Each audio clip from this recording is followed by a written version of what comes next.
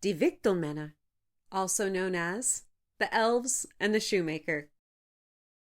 It was that a shoemaker had become so poor through no fault of his own that at last he had nothing left but enough leather for a single pair of shoes. That evening he cut the leather so he could work on the shoes the next morning. Because his conscience was clear, he went to bed calmly, prayed to God, and fell asleep.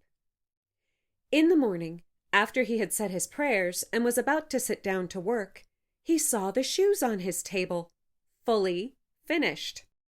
He stood in wonderment and didn't know what to say. He took the shoes in his hands to take a closer look at them. They were so cleanly crafted that not a single stitch was wrong. The shoes were made like a masterpiece. Soon after, a shopper showed up. He liked the shoes so much that he paid more than usual for them. With the money, the shoemaker was able to buy enough leather to make 2 pairs of shoes. He cut out the pieces in the evening and was very eager to get to work in the morning. But he didn't need to do a thing, for when he got up, the shoes were all done.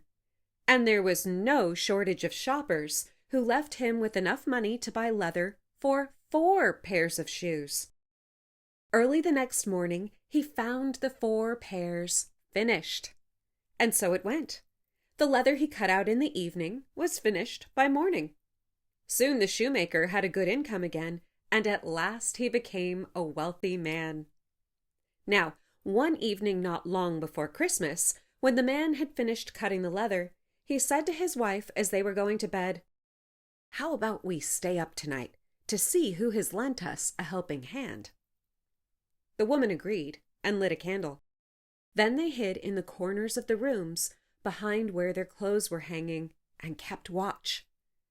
When it was midnight, 2 cute little naked men came.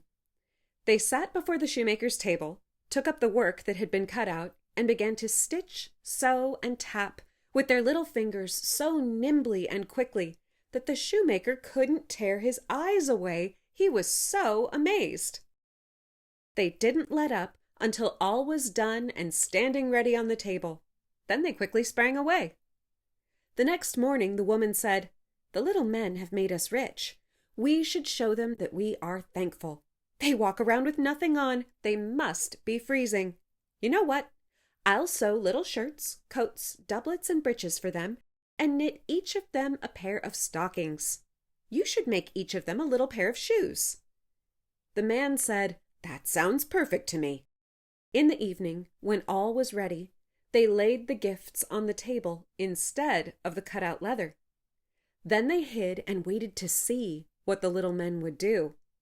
At midnight, they came bounding up, ready to get straight to work. But when they found lovely clothes instead of cut-out leather, at first they were bewildered, but then they showed great joy.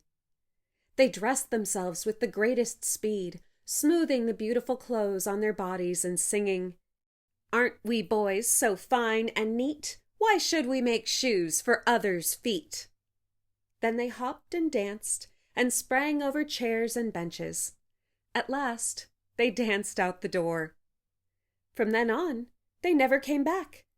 But the shoemaker prospered as long as he lived, and all he undertook was successful.